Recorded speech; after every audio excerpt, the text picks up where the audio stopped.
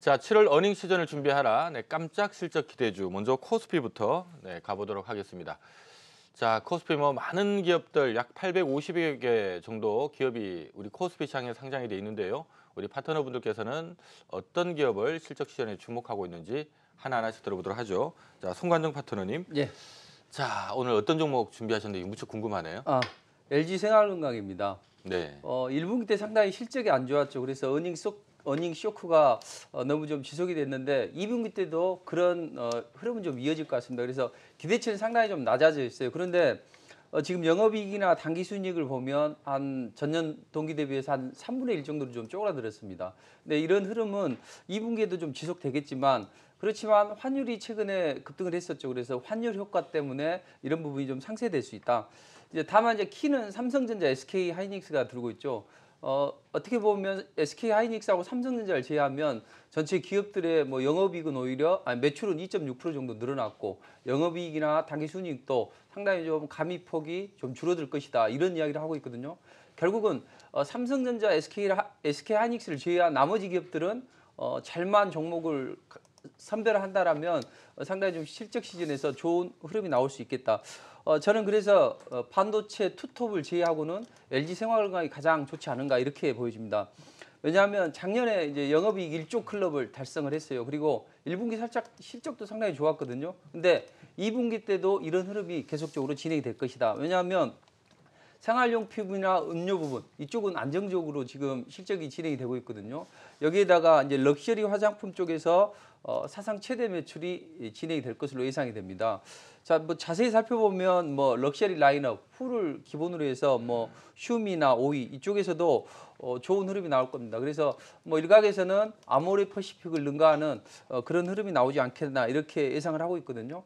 특히 이제 미중 간의 무역 전쟁 때문에 관계가 아직은 좋지는 않지만 그래도 어떤 중국이 우리 기업들을 보복하는 그런 것들은 상당히 좀 완화되고 있거든요. 그래서 중국 쪽의 매출도 좀 진행이 된다면 1분기에 의해서 2분기도 좋은 실적이 나올 것이다. 그래서 저는 LG 생활건강을 좀 보고 목표가는 이제 너무 깊게 잡지는 마시고 145만 원 정도로 잡고 손절 라인은 한 125만 원 정도를 잡으면 좋은 흐름이 될 것 같습니다. 네, 자 우리 송관종 파트너께서 선택한 종목은 LG 생활건강입니다. 우리가 4월까지만 하더라도 상당히 부러움을 탔었던 기업인데, 자 5월 달에 미중 무역 협상이 결렬되다 보니까 LG 생활건강 주가도 올랐던 거 상당 부분 반납을 한 상태죠. 근데 말씀하신 것처럼 이 실적이 받침이 되는 기업이기 때문에 이렇게 좀 떨어졌을 때를 좀 기회로 보면 좋겠다. 말씀하신 것처럼 2분기 실적에 대한 기대감 이런 것들이 좀 붙게 된다면 충분히 현재 자리라면 반등을 모색하지 않을까 생각이 좀 드네요. 자, 조민규 파트너께서 선택한 종목도 좀 들어보도록 하겠습니다. 자, 코스피 850개 상장사 중에 하나입니다. 어떤 종목일까요? 일단 이제 보통 코스피 종목을 말씀드리면 좀 큰 대형주들을 많이 좀 생각하실 것 같은데 제가 준비한 종목은 한국카본이라는 회사에 대해서 좀 말씀을 드리겠습니다. 코스피 중형주 정도에 속하는 기업이라고 보시면 될 것 같고요. 시가총액은 3,800억 정도 되는데요.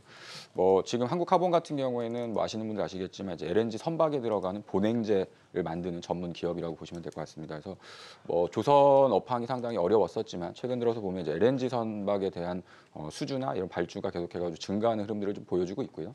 한국카본 같은 경우에는 동부 하이텍과 함께 마찬가지로 이제 본행제 쪽에서는 2개 정도만 남겨져 있는 상황이라고 보시면 될 것 같은데 그 중에서도 재무 구조라던가 실적에 대한 선사성이 상당히 좀 안정적인 흐름이라고 보시면 될 것 같습니다. 그래서 1분기 같은 경우에도 실적이 좀 잘 나왔고요. 2분기서부터 오히려 본격적으로 좀 실적이 좀 한 단계 올라서는 흐름들을 좀 보여줄 수 있기 때문에 올해뿐만 아니라 내년까지 이어지는 수주와 그다음에 신규 매출에 대한 부분들이 반영되는 것들은 계속 지속될 거로 좀 예상이 되어지고 있습니다. 그래서 추가적인 수주가 나온다고 한다면 한 단계씩 이제 주가가 상승하는 흐름들이 발생할 가능성이 높겠고요.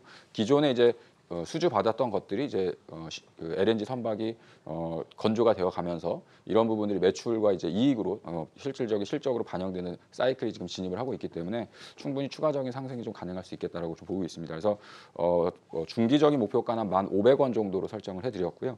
손절가는 7,800원 정도 보시면서 짧은 시간의 어떤 흐름들보다는 조정시 매수 관점으로 보시라고 말씀드리도록 하겠습니다. 네, 자 조민규 파트너가 선택한 종목은 한국 카본 지금 워낙 뭐 수주 잔고가 탄탄하기 때문에 이미 주가는 연초 이후로 좀 빠르게 올랐고요. 최근에 좀 박스권에 빠져 있긴 합니다만은 또 5월달에 시장 조정받을 때 하락했던 거 좀 빠른 속도로 좀 회복세를 보이고 있습니다. 그만큼 실적에 대한 기대감이 좀 붙어 있다라고 보셔도 될 것 같네요. 자, 신학수 파트너의 종목 들어봅니다. 자, 코스피 어떤 종목 오늘 준비하셨나요? 네, 저는 일단은 뭐 매출이 늘어나야겠죠. 그래서 실적이 늘어날 수 있는 기업 그리고 탄탄한 기업은 코스피 쪽에서 찾아야 될 거 아닌가라고 이렇게 생각이 들어서요. 신세계를 갖고 나왔습니다. 신세계 같은 경우에는 뭐 다 알다시피 뭐 백화점하고 면세점에 대한 매출이 계속적으로 증가되고 있는 것은 많은 보도를 통해서 금방 아실 수 있을 것 같고요. 특히 이제 그 원화 환율이 올라왔죠. 원화 환율이 올라왔기 때문에 외국인들의 구매력은 훨씬 더 늘어나는 그런 상황이 돼버렸어요. 그래서 오히려 면세점에 대한 매출 이런 것들은 더 늘어나지 않겠느냐라고 이렇게 생각을 하고 있고요. 최근에 외국인도 외국인이지만 기관들이 또 계속적으로 들어오더라고요. 그래서 기관들이 최근에 실적이 좋고 매출액이 늘어나는 기업을 많이 사더라. 그래서 자산 회전율이 굉장히 높은 회사들을 위주로 해서 매매하는 그런 특징적인 부분이 최근에 나타나거든요. 거기에도 부합된다라고 이렇게 말씀드릴게요.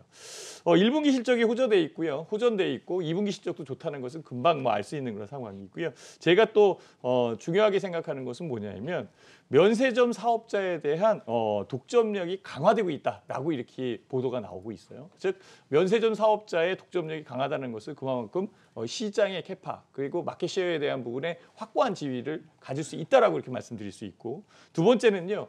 면세 금액, 면세 한도에 대한 상향을 검토하고 있어요.